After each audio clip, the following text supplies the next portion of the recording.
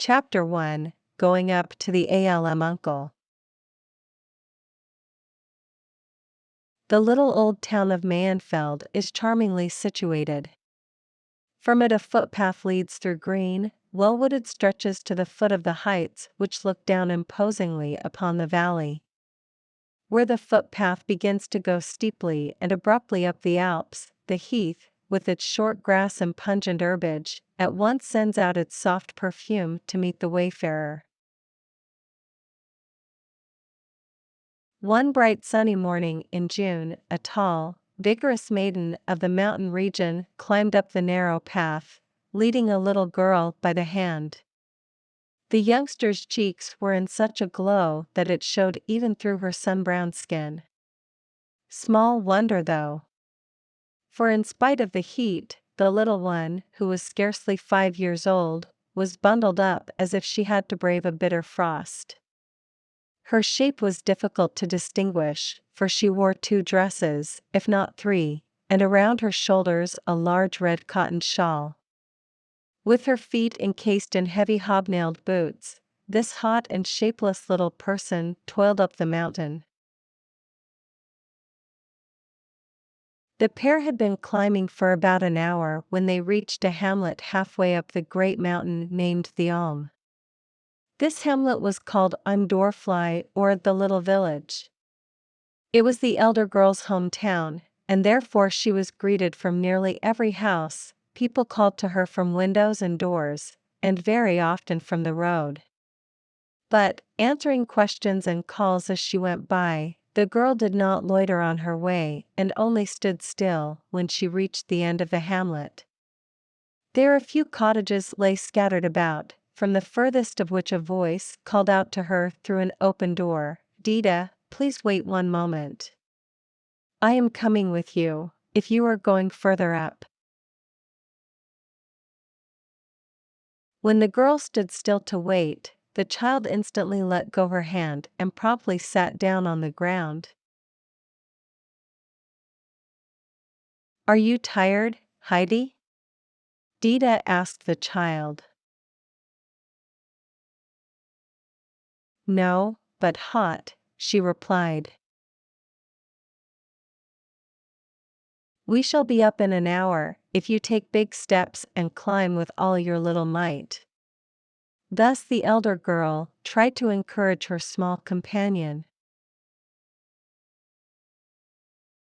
A stout, pleasant-looking woman stepped out of the house and joined the two. The child had risen and wandered behind the old acquaintances, who immediately started gossiping about their friends in the neighborhood and the people of the hamlet generally. "Where are you taking the child, Dita?" asked the newcomer. "Is she the child your sister left?"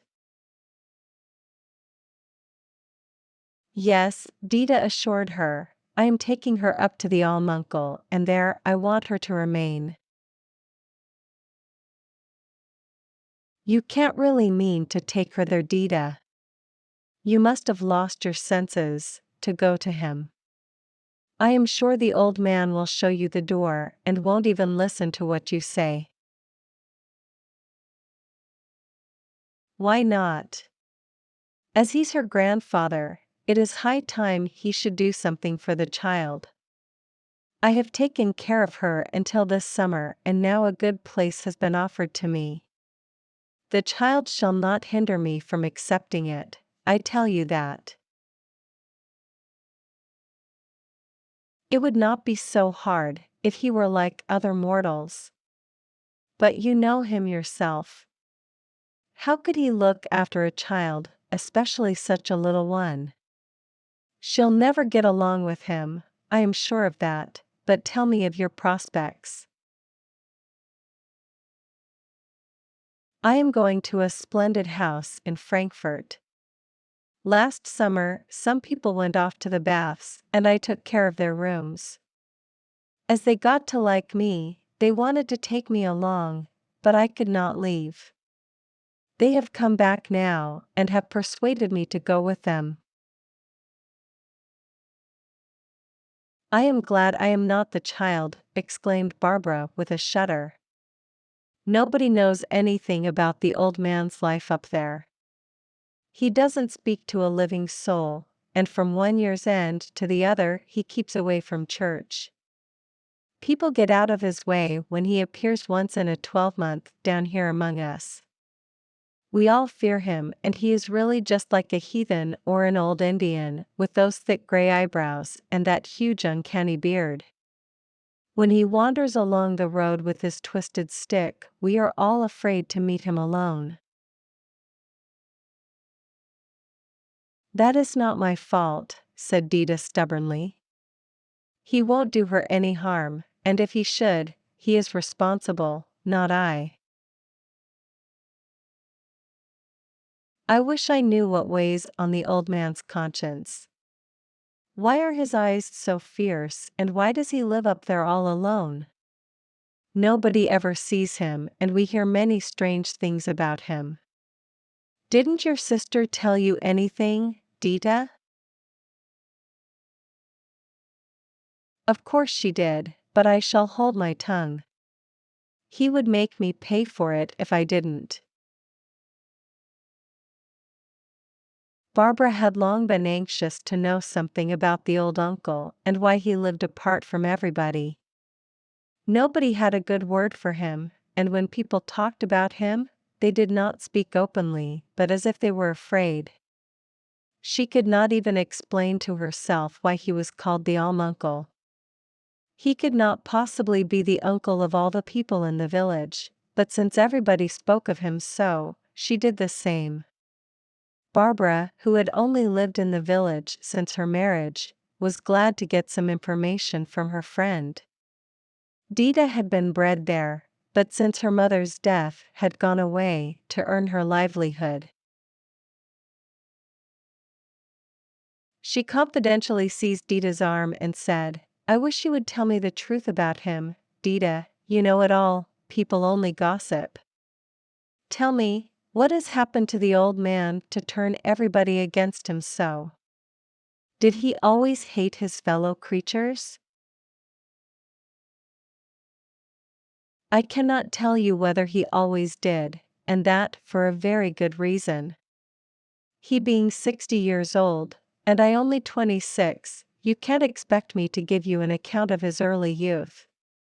But if you'll promise to keep it to yourself and not set all the people in Pratigan talking, I can tell you a good deal. My mother and he both came from Domleschg." "How can you talk like that, Dita?" replied Barbara in an offended tone. "People do not gossip much in Pratigan, and I always can keep things to myself, if I have to. You won't repent of having told me, I assure you." "All right, but keep your word," said Dita warningly. Then she looked around to see that the child was not so close to them as to overhear what might be said, but the little girl was nowhere to be seen. While the two young women had talked at such a rate, they had not noticed her absence. Quite a while must have elapsed since the little girl had given up following her companions. Dita, standing still, looked about her everywhere, but no one was on the path, which, except for a few curves, was visible as far down as the village. "There she is. Can't you see her there?" exclaimed Barbara, pointing to a spot a good distance from the path. "She is climbing up with the goatherd Peter and his goats. I wonder why he is so late today. I must say, it suits us well enough. He can look after the child while you tell me everything without being interrupted."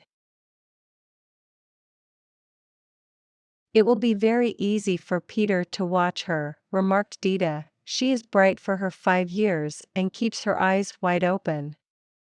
I have often noticed that, and I am glad for her, for it will be useful with the uncle. He has nothing left in the whole wide world but his cottage and 2 goats."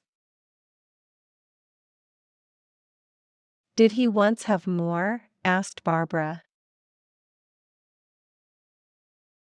"I should say so.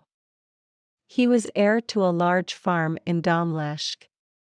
But setting up to play the fine gentleman, he soon lost everything with drink and play.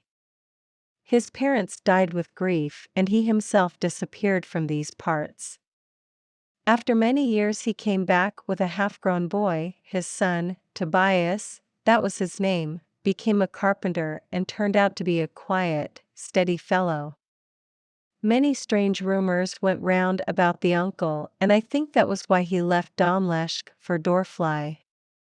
We acknowledged relationship, my mother's grandmother being a cousin of his.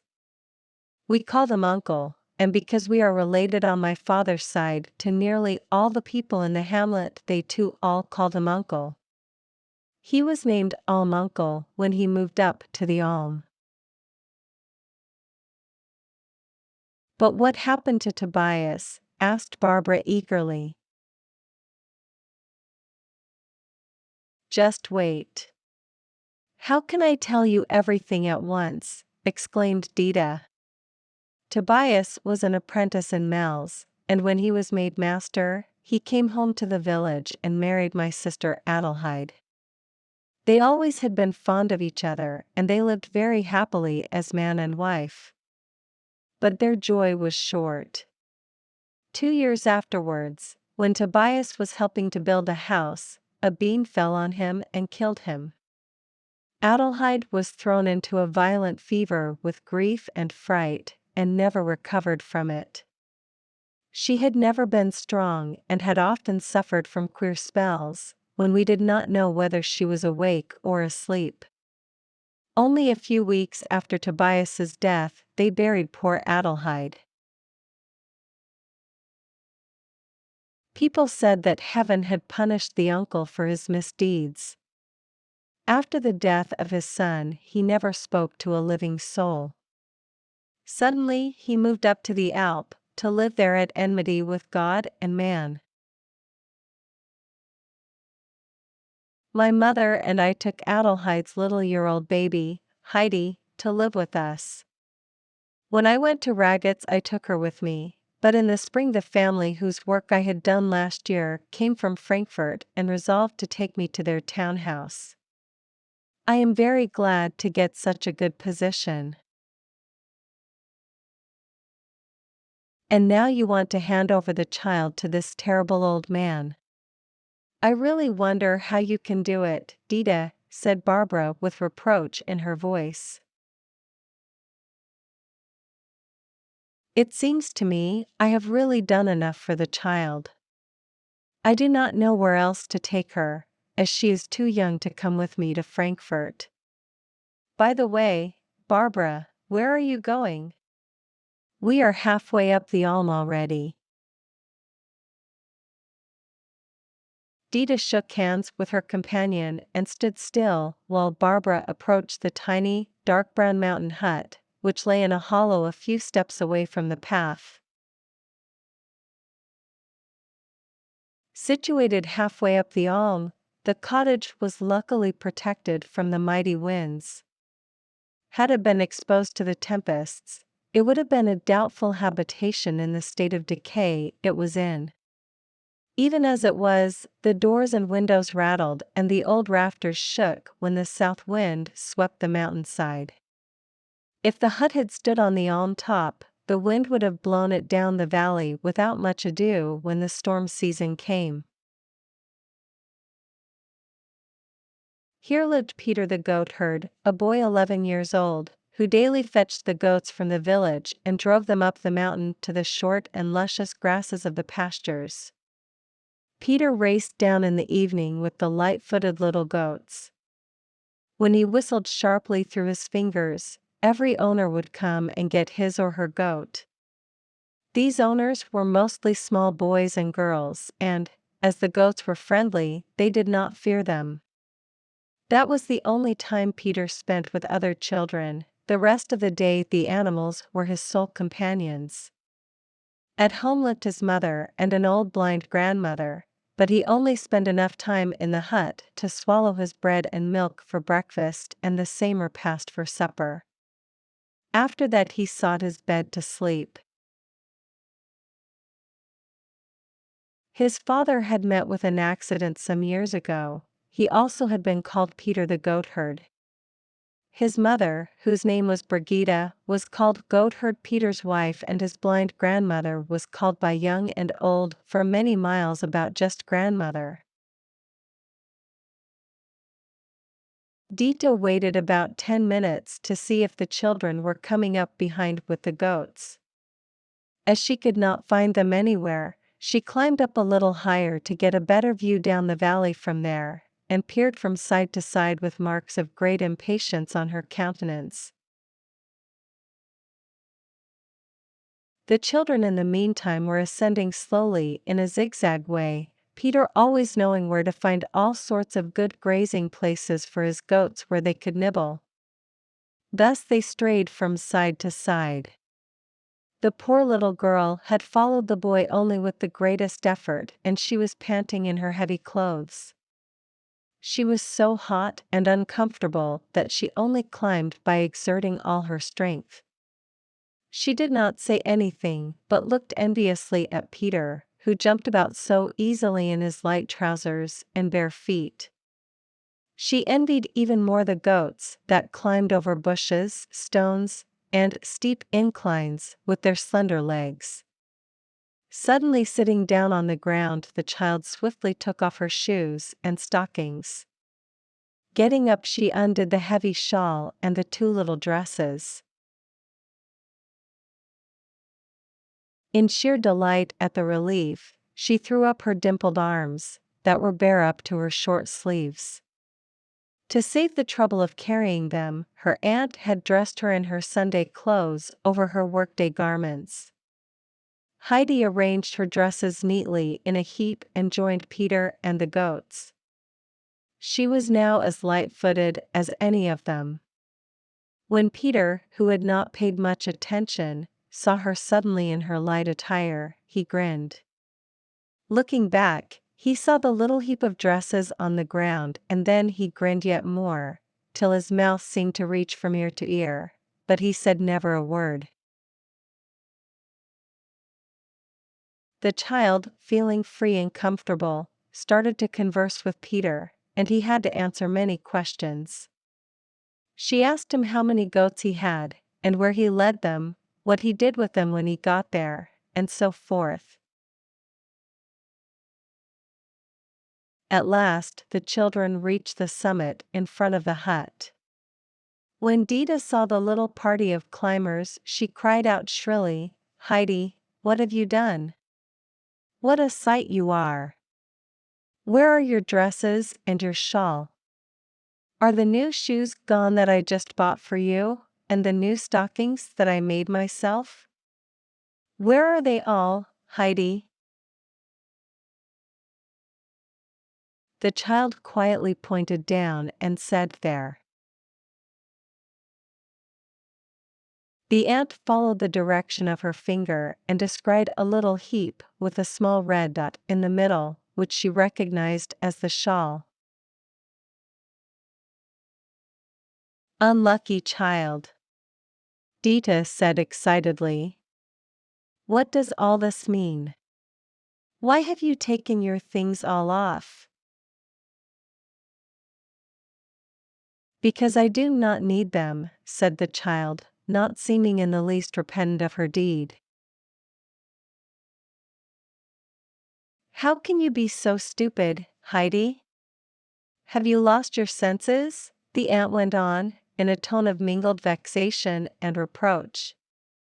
"Who do you think will go way down there to fetch those things up again? It is half an hour's walk. Please, Peter, run down and get them. Do not stand and stare at me as if you were glued to the spot." "I am late already," replied Peter, and stood without moving from the place where, with his hands in his trousers pockets, he had witnessed the violent outbreak of Heidi's aunt. "There you are, standing and staring, but that won't get you further," said Dita. "I'll give you this if you go down." With that she held a 5-penny piece under his eyes. That made Peter start, and in a great hurry he ran down the straightest path. He arrived again in so short a time that Dita had to praise him and gave him her little coin without delay.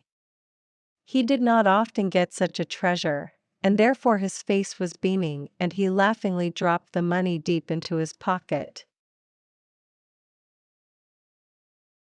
"If you are going up to the uncle, as we are, you can carry the pack till we get there," said Dita. They still had to climb a steep ascent that lay behind Peter's hut. The boy readily took the things and followed Dita, his left arm holding the bundle and his right swinging the stick. Heidi jumped along gaily by his side with the goats. After 3/4 of an hour they reached the height where the hut of the old man stood on a prominent rock, exposed to every wind, but bathed in the full sunlight. From there you could gaze far down into the valley. Behind the hut stood 3 old fir trees, with great shaggy branches. Further back the old gray rocks rose high and sheer.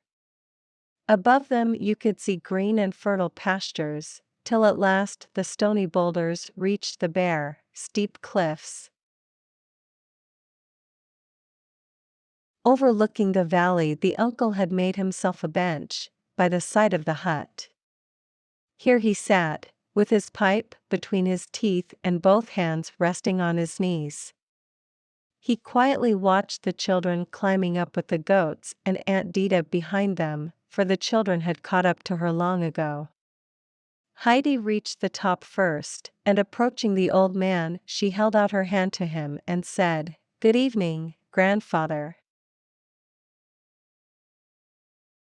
"Well, well, what does that mean?" replied the old man in a rough voice. Giving her his hand for only a moment, he watched her with a long and penetrating look from under his bushy brows. Heidi gazed back at him with an unwinking glance and examined him with much curiosity, for he was strange to look at, with his thick, gray beard and shaggy eyebrows, that met in the middle like a thicket. Heidi's aunt had arrived in the meantime with Peter, who was eager to see what was going to happen. "Good day to you, uncle," said Dita as she approached. "This is Tobias's and Adelheide's child. You won't be able to remember her, because last time you saw her she was scarcely a year old." "Why do you bring her here?" asked the uncle, and turning to Peter he said, "Get away and bring my goats." "How late you are already!" Peter obeyed and disappeared on the spot. The uncle had looked at him in such a manner that he was glad to go. "Uncle, I have brought the little girl for you to keep," said Dita. "I have done my share these last 4 years, and now it is your turn to provide for her." The old man's eyes flamed with anger. "Indeed," he said. "What on earth shall I do when she begins to whine and cry for you? Small children always do, and then I'll be helpless." "You'll have to look out for that," Dita retorted. "When the little baby was left in my hands a few years ago, I had to find out how to care for the little innocent myself, and nobody told me anything. I already had mother on my hands, and there was plenty for me to do. You can't blame me if I want to earn some money now. If you can't keep the child, you can do with her whatever you please. If she comes to harm, you are responsible, and I am sure you do not want to burden your conscience any further." Dita had said more in her excitement than she had intended, just because her conscience was not quite clear. The uncle had risen during her last words, and now he gave her such a look that she retreated a few steps. Stretching out his arm in a commanding gesture, he said to her, "Away with you." Begone! Stay wherever you came from and don't venture soon again into my sight. Dita did not have to be told twice. She said goodbye to Heidi and farewell to the uncle, and started down the mountain. Like steam, her excitement seemed to drive her forward, and she ran down at a tremendous rate. The people in the village called to her now more than they had on her way up, because they all were wondering where she had left the child. They were well acquainted with both and knew their history. Her mother had asked her on her deathbed to care for Heidi. But she consoled herself with the thought that she would be able to do more for the child if she could earn some money. She was very glad to go away from people who interfered in her affairs, and looked forward with great delight to her new place.